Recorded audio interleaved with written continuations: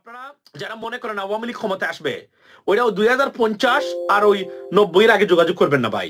For further assistance যোগাযোগ contact for further details that I am not in right now, it's not gonna happen.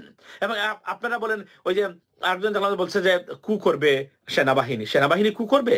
পাগল officer ছাড়া কোনোদিন doctor Mohammad ইউনূসের সরকারের বিরুদ্ধে আজকে যদি সেনাবাহিনী বাংলাদেশে কু করে, আগামীকালকে আছে না বাংলাদেশ গভর্নমেন্ট এন্ড সেনাবাহিনী will be sanctioned for ever by the United States. Boom. মানবতা বিরোধী অপরাধ প্রমাণ হলে রাজনৈতিক দল 10 বছর নিষিদ্ধের প্রস্তাব। Very significant, ladies and gentlemen, Awami League will be banned for next 10 years. That is certain. সুতরাং আওয়ামী লীগের যারা নাচানাচি করতেছেন বর্তমানে, just have a relax, you not for mind. শ্যামলদার সেই ভুল English but very funny, right? এটা নিয়ে আমি বলতে চাই যে আওয়ামী লীগের আজকের যে খবর আছে এবং এখান থেকে মানে সাথ দেওয়ার সুযোগ কাহারও নেই, কারণ Awami League crimes against humanity বা গণহত্যা দুটো থেকে একটি কনফার্ম, এটা অলরেডি ওয়েল প্রুভড আনডাউটলি। ওইটা আমি যখন আন্তর্জাতিক অপরাধ আদালতের একজন প্রসিকিউটর তার সাথে যখন কথা বলছিলাম, উনি আমাকে নিশ্চিত করেন there are some elements clearly suggest there was a crimes against humanity committed in Bangladesh.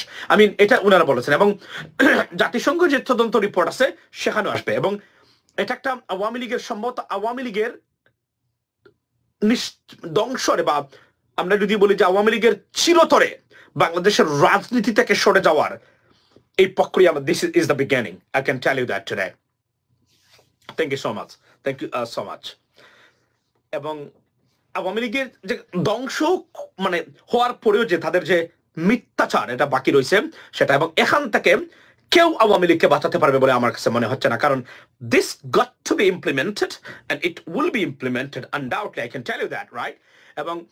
এবং এটা আমি চাই, কারণ রাজনীতিতে অনেকগুলো কথাবার্তা বলার আছে আমাদের জন্য।